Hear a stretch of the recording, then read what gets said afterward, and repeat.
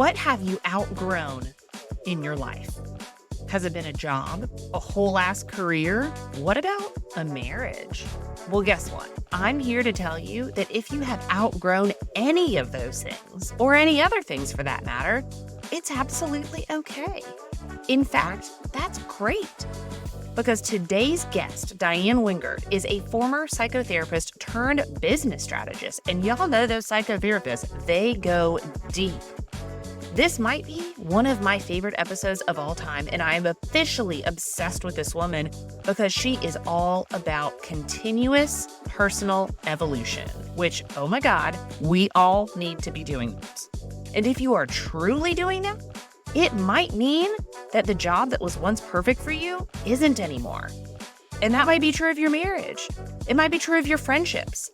But what you are going to learn today, and what I know to be true, is that each person's journey of continuous evolution is different. But with Diann, she helps us make sense of this journey. And she is going to talk all about living with the integrity of yourself, the sticky floor of shame, and outgrowing things, and so much more. You are listening to the podcast From Now to Next, the podcast that empowers women to get seen, get heard, and get promoted.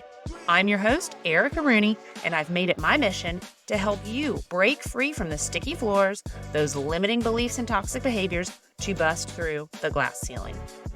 I'm obsessed with all things growth and abundance, and I'm here to talk you through the tried and true secrets to get you to level up your career and your life. We talk about the hard stuff here: imposter syndrome, perfectionism, fear, and burnout. So pull up a seat, pop in an earbud, and let's dive in. Y'all, today I have former psychotherapist turned business strategist and coach. She helps ambitious outliers do business their way. Diann, I am so pumped that you are here. Welcome. I'm so glad to be here, and this is going to be an awesome conversation, guaranteed. Oh, absolutely. And here's what I love. So we talked one time and just totally vibed and connected on all levels. And I know that we're going to cover so much ground today, but I want to start by just fill me in. Who is Diann? Well, my relationship status with myself is it's complicated. I've had 3 marriages. I've had 3 careers. I've even changed my religion. So I am a person who is, let's just say, unlike most, not resistant to change. I love being on the path of continuous personal evolution. And it keeps life interesting and exciting, but it does keep many people confused. Like, who are you now? And I'm like, buckle up, but don't get too comfortable. I love this "who are you now" question, though, because if you had asked me who I was, like, I don't know, 6 months ago, you'd probably get a different answer. It's so true. And let me just say this, that I think our culture unconsciously programs us to do what I call pick and stick, which means pick your person, pick your career, pick your lifestyle, and stick with it. And if you don't make it all the way to the finish line, AKA death or retirement, depending on what your goals are, you somehow screwed up. I completely reject that. I love that. We need to grow. Well, it gives you freedom. It gives you so much freedom. And you're not, I mean, I hate to use the word married, but you're not married to anything, you know? Right? It gives you this ability to say, that's no longer working for me anymore. Exactly. On to the next. Well, what I am really curious about is, how did you make this move from psychotherapist to business strategist? Because that is a big jump. You know what? It's not as big a jump as you might think, because I realized it again. I think this whole concept of the continuous personal evolution, I've really come to understand, accept, and embrace is simply my life story, and the life story of many people if they allow it to be so. But going back to what I said earlier, you go to a lot of trouble to become a therapist. It is literally not an easy path. Obviously, you have to have a bachelor's degree, then you either have to get a master's degree or a PhD.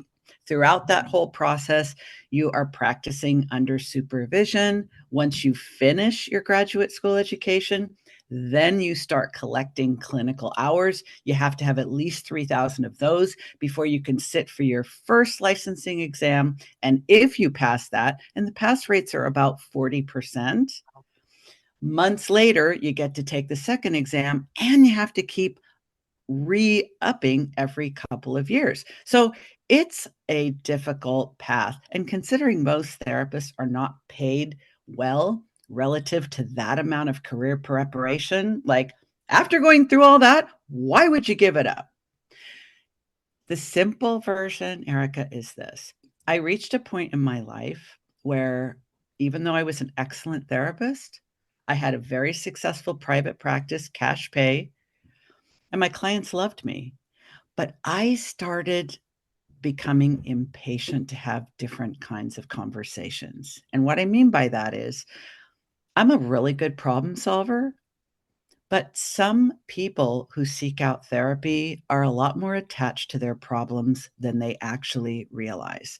So even though they allegedly want to change, they kind of are stuck to their story. Now, I know you talk a lot about sticky floors. We're going to get into my sticky floors later on in the interview. But I kind of realized that in my own life, I didn't want to think about the past anymore. I didn't want to even reference the past as having any relevance to where I was now. So I started becoming a little bit maybe impatient with some of my clients and thinking in my mind, my thought bubble, are we really still talking about this? And I wanted to move them forward to thinking much more about the future. And I've heard a lot of coaches who don't have the background I have say, well, here's the difference between coaching and therapy. Therapy is about the past, coaching is about the future. That is a gross oversimplification, but it does have a nugget of truth, which is therapy is focused on insight and healing. I came to believe that once you have enough insight to live your life in a better way, and you've done the healing work, so now you have scars, but no longer scabs or open wounds, therapy is no longer the ideal modality to move you forward. As a matter of fact, you're more likely to just keep spinning your wheels and staying in the same place, but referencing the fact that you used to be so much worse that you're actually still doing great. And I wanted to move the conversations I was having with people from problems to potential and possibilities. And so that's why I became a coach. So I love this on so many levels because in my first career, I was a personal trainer, and everything that you were saying about like getting impatient with people resonated because I would see the same people for years and we would never progress because they weren't doing the work they needed to do to move forward, right? They weren't getting out of their own sticky floors. And then you talked about therapy being insight and healing. And this is what I love about sticky floors is because the more in tune and the more insight you have about them, the faster you can move through them. You can move through them. Yes. But here's the difference. This is one of the things that you and I have in common. It's not enough for me to teach people things they don't know. It's not enough for me to inspire people to do things they haven't done. I actually want them to take action, get uncomfortable, expand their comfort zone, realize that there are things they are capable of that they've never tested out, and then start getting hooked on that. And we're talking about far fewer people who are able and willing to do that. And I want to be very clear because I have no disrespect for therapists or therapy. It is absolutely life changing and life saving if you are addicted, you are dealing with the effects of abuse, you are dealing with the effects of loss. Like these are the kinds of things, and there are others that you require a healing modality based on insight and healing. But once that work is done, if you keep using that tool, you fail to progress. And I think coaching is about growth and change. And for that, you have to take action. So, anyone listening who thinks that going to see a coach or working with a coach or collaborating with a coach is about learning, it actually isn't. It is about implementation, because that's where the magic happens. And this may be me just not fully knowing the requirements of a therapist, but can a therapist play the part of both a therapist and a coach? To where if they've helped somebody heal, can they then move into the progression piece, or does that kind of violate the terms? Such an astute question. I don't think anyone who's interviewed me and asked about this topic has inquired about that. So I'm really excited it was you.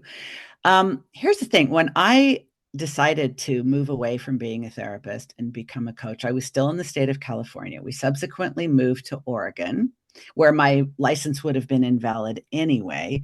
But my professional liability insurance said, you still need to maintain this coverage, because even if you put your therapy license on inactive status, the fact that you have been a therapist means for the rest of your working life, whatever you call yourself, you will be held to a higher standard of accountability, responsibility, and liability. So, what that breaks down to is, yes, if you're a licensed therapist, you can incorporate coaching into what you do, and you will be, covered under your professional liability insurance. So you might say, okay, well, then why didn't you just stay a therapist who coaches? And here's why. Therapy has an established market value in every community. The insurance people, if you're on an insurance panel, they will say, this is what an hour of therapy in your community is worth. There is a standard. If you want to move beyond that income ceiling, that sticky floor for your income as a therapist, you're going to have far more challenges doing so, because therapy's been around for 100 years. People are familiar. They know what they think therapy is and what therapy's for. And so if you are a therapist who coaches, you will have trouble asking for more money for that service, because they're still seeing you as a therapist. And what's also true is that I think many coaches these days are practicing therapy without a license and without the professional training, and they don't even realize it, especially life coaches. And I've even heard many well-known life coaches say coaching is the only thing anyone needs for optimal mental health. Irresponsible lie. Okay. In my book, I'm very direct, but I do think a therapist can coach. A coach should not do therapy. It's a little bit more constraining if you are trying to do coaching under your therapy license. It is covered. Coaching is covered as a modality for helping under the therapy license. But I would question why someone would go to a therapist who actually wants coaching. Maybe because they would feel safer, because they know this person is legitimate. They know this person has gone through a rigorous process. There's a greater level of maybe trust, respect, a feeling of safety.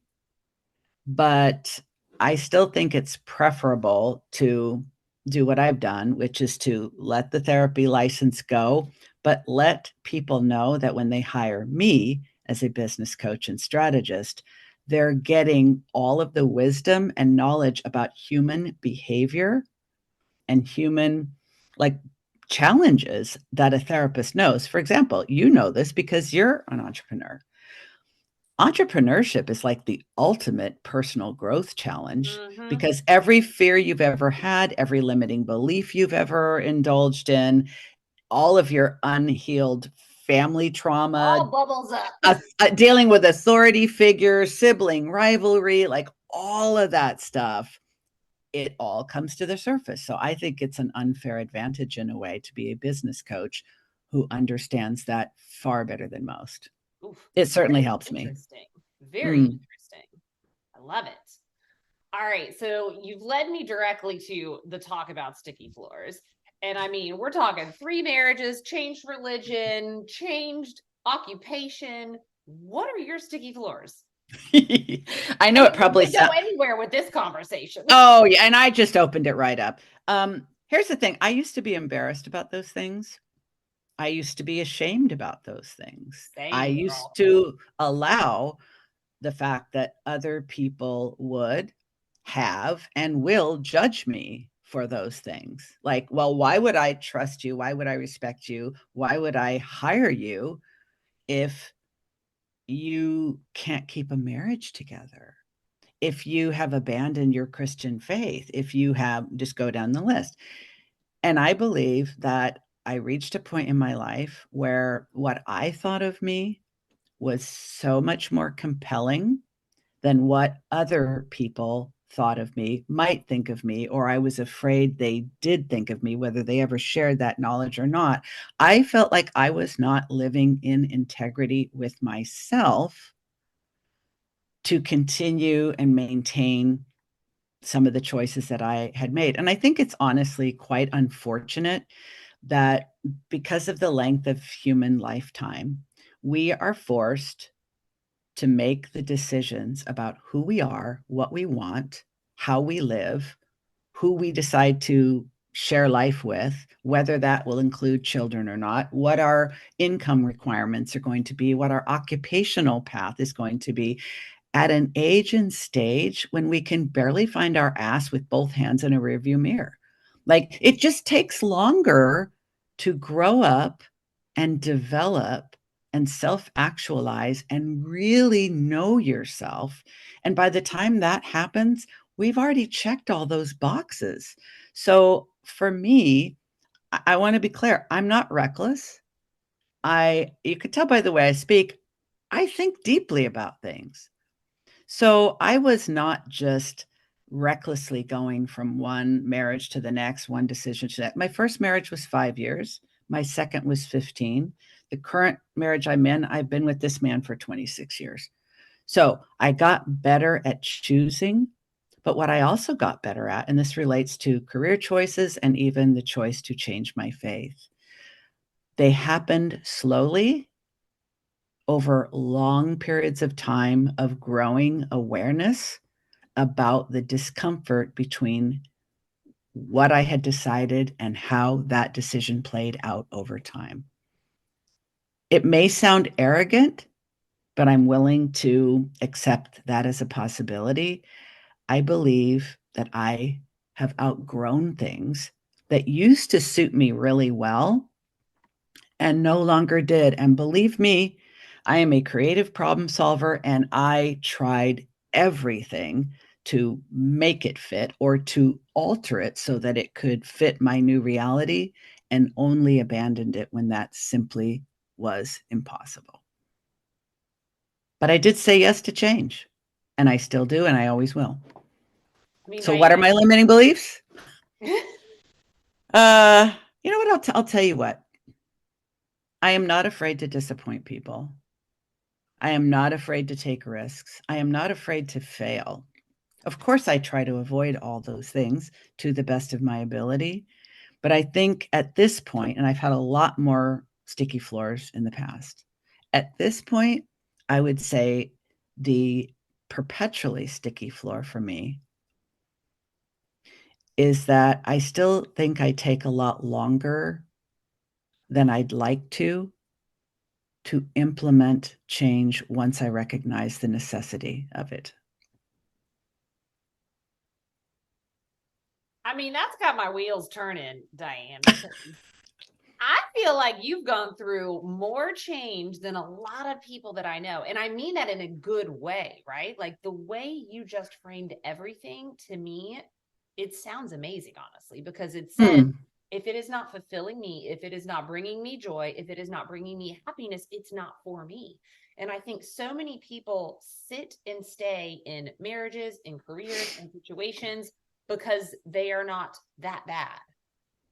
And yes, I don't know if your situations were that bad, but no, actually they weren't. And that was the biggest shade that I got. I mean, when I left my previous marriage, I left the Christian church at the same time. It was necessary. And I will tell you, I lost every relationship I had, and I even needed to move to a different community. And I even got hate mail from other Christians, which was like, wow, that's really disappointing. But the biggest surprise to me, and actually when I think back, it really shouldn't have surprised me. I think it was more just a profound level of disappointment.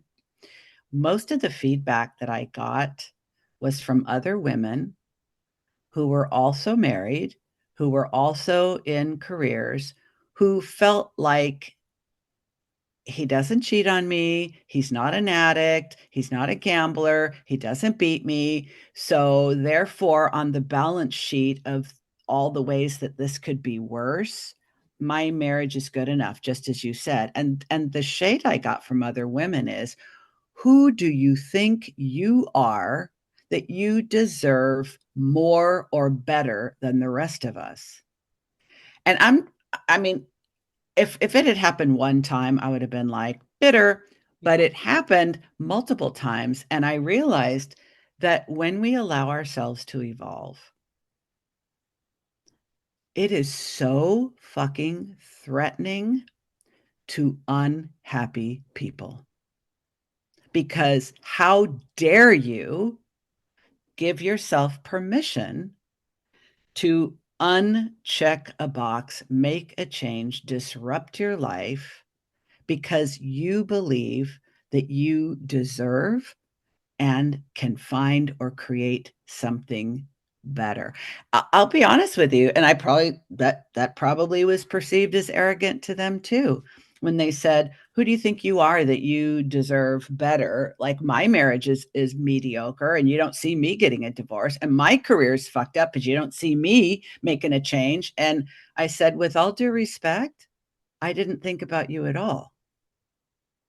Like my life and the changes I made, this isn't a competition about who can sustain misery longer. Like it did not occur to me that I should compare myself to anyone else and what they may be going through because it's my life. The only people I considered were the people I was working with when I changed careers, the people I would no longer be. I mean, I lost all my therapist friends when I became a coach because they thought I was going to the dark side and I'd sold my soul to the devil. But when I left my marriage and the church, I was a total like they all rejected me, and that was a huge loss. But the people I considered were my then spouse and my children. Nobody else. It's not a competition sport, this life thing, and it wasn't that I was looking for happiness. I just really couldn't be myself and live in a way where I actually felt like me. I felt like I was just wearing a mask and performing so that I could fit in with everyone else, and that became extremely painful. Well, here's the thing. Number one, people who are doing the work to evolve and to better themselves, or people who are further along in a success journey than you are not going to say those things, right? People So true. Fantastic fucking relationships are not going to look at you and be like, well, he doesn't cheat on you, so why don't you just stay? No, they're going to say you need to go after what you deserve and what you want and what makes you happy, right? And I think too, after hearing everything that you said, is that there is such a level of self-love that you have for yourself that I think so many people are missing. And that love is what has really rooted you in a lot of your choices, which I just think is amazing. It's so funny because I've never thought of it that way. As a matter of fact, because I had an abusive childhood, I became an expert at tolerating my own suffering. And sometimes I wonder if I did use up my capacity for that because of everything I endured growing up, and I simply didn't have the resources to continue doing that. also because I evolved from Christianity into Buddhism. And one of the primary tenets of Buddhism is non-attachment. That suffering is a result of attachment and clinging.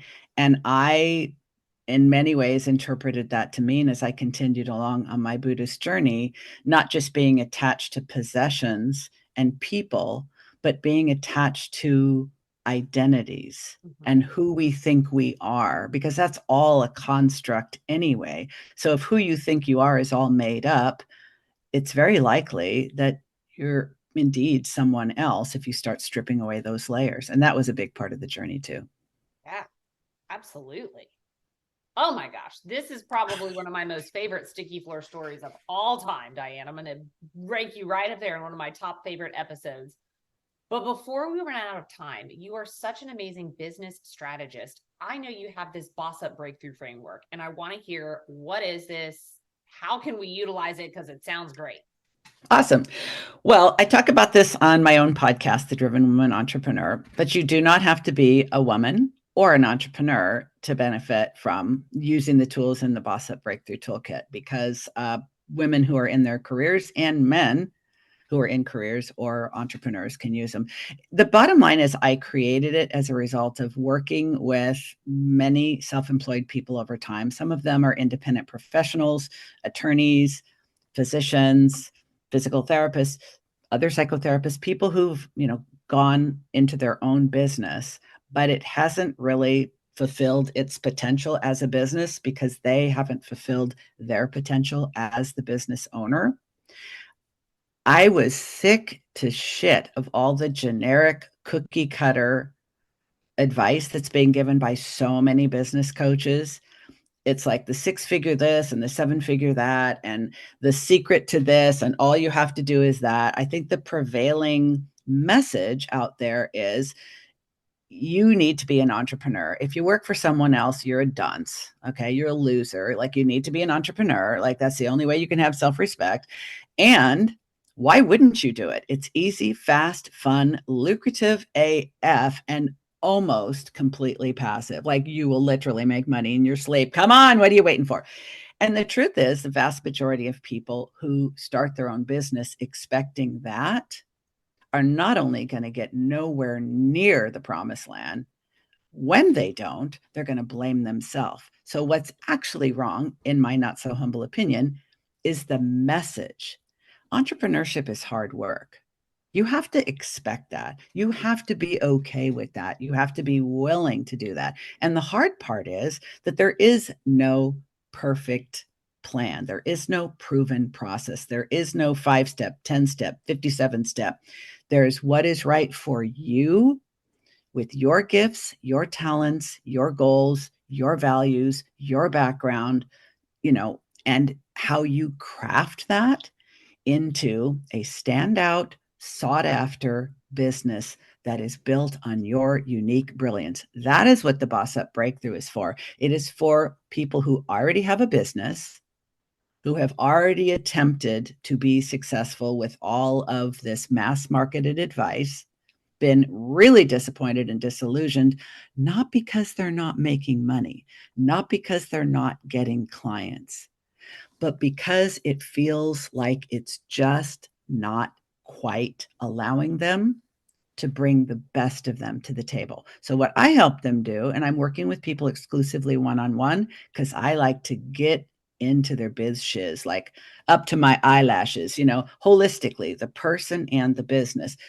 Chances are they are doing too many different things for too many different people, and they're not locked in on their most unique offer so that it can really stand out from the rest and be profitable and fulfilling to them. So that's what the purpose of the Boss Up Breakthrough is. And basically, like so many other people who've created their own framework, it was based on my own frustration and disillusionment with spending tens of thousands of dollars on courses, coaches, and other programs that ultimately let me down. So I'm like, well, fuck this. I'm going to burn all this down. I'm going to do everything in the opposite way of what I've been taught. And now I help people create businesses that are unique to their gifts. It's very fulfilling. And that's what everybody needs, because the world is a big place. And I don't even know how many billions of people are in here. But for all of the people looking to start businesses, one of those limiting beliefs is always like, oh, there's so many people who do this and there's so many that. And it's like, yes, but no one is you. No one takes your unique strengths, your stories, and how it worked for you. And there are however many hundreds of thousands of people that need to hear that message from you. So you know what I just realized? What? And I thank you for this. I just realized that one of the reasons why I prefer working with established business owners who need to change their business to unleash its full and their full potential is because I'm not afraid to change. I am not afraid to start over. I am not afraid to say, I don't care how big the sunk cost is. I don't care how long I've been doing this. It's not working for me now. And so I don't have fear of helping other people do that, and can make it easier for them to do that, because I know the mindset hacks I had to use on myself to pick up the pace and not have these changes drag out so long. That's powerful. And it makes me think of, I read this just this morning, Diann. I'm reading a book all about the ego. It's called The Ego is the Enemy. And there is a chapter there, and they were talking about the CEO or owner of TY Beanie Babies. You remember Beanie Babies? Oh, yes. And how, because he was so just like, this is what we're going to do and we're never going to change it. And I could put a TY sticker on a bag of dog shit and they would buy it. And that company is like, no more. Bye-bye. Well, you remember Blockbuster Video, like every suburb had at least one of them. And I remember, because I've read this story, that when Netflix came along, it was just like a twinkle in somebody's eye. And the CEO of Blockbuster said, that's never going to work. People love coming to their corner Blockbuster, going through the aisles and finding out their favorite movies are not available because somebody didn't return them. Hell no. Can you imagine the level of regret on that one? Oh, dude, I would change my name and go into the witness protection program. Right. Like I wouldn't want anybody to know I was that person. But it's such a good point. Like, why are we so afraid of change? Why do we cling to our sticky floors when they cause us so much suffering? I think it's because allowing ourselves to evolve, whether it's leaving your career and starting a business, pivoting or rebranding in your business, burning your business down and starting a new one, or even deciding business is not for me and going back and getting a job, because we are afraid of making mistakes. We are afraid of being disappointed. We are afraid of looking bad to others. And we need to deal with the identity ego aspect of it. You have to become a different person to live a different life. And I think that's really overlooked. Yes. And that's why all of those things, like the fear of what other people will think, the fear of failure, those are all massive sticky floors. Uncomfortable, but familiar. Exactly. And the one question that I love to ask all of my guests is, if you could go back in time and talk to the Diann from so many years ago, maybe before you started this consistent personal evolution, what is the one piece of advice you would give her? Trust yourself. I have really good intuition. I think it's one of the reasons why I came through my childhood as resilient and resourceful as I did. And I have allowed many people to talk me out of what I believed, because I thought, oh, they're more experienced, they're more knowledgeable, they're more educated. And if I've learned one thing over the last couple of years, last couple of decades, honestly, guts don't lie. Your intuition is a resource, and maybe the most precious and powerful and trustworthy resource you have. So I wish I had understood that much sooner. I love that. And Diann, if somebody has heard this and they are like, damn, I need to work with her, I need to like have her get into my business, where can they find you? Well, as much as I love people who fall madly in love with me and want to hire me on the spot, and that does happen, I would actually like to encourage them to go to my website, Diann Wingert Coaching. And Diann has a funky spelling, so you're going to have to trust Erica to spell it correctly in the show notes. But you will find at Diann Wingert Coaching, there's a terrific quiz there. My podcast is there. My blog is there. And you can find all about how to work with me. And if you don't want to go to my website, then you should go to my public podcast, which is called The Driven Woman Entrepreneur. If you don't mind my swearing and you don't mind my highly opinionated nature, there's a lot of juicy goodness right there. Well, guess what? They're here, so they probably will welcome that. And you do have an amazing page, which is titled Shiny Objects. And so, of course, I was like, ooh, what's that? Gotcha. I'm going to link that page. But Diann, thank you so much for being here today. This was so fun. I love spending time with you. Same. Wasn't that an awesome conversation? I tell you, Diann guaranteed it right at the beginning, and it was so inspiring. I hope that it helps you on your continuous journey of personal evolution. But until next time, friends, please rate, review, and subscribe to the podcast, as it truly helps it land in the hands of the person that needs to hear it the most.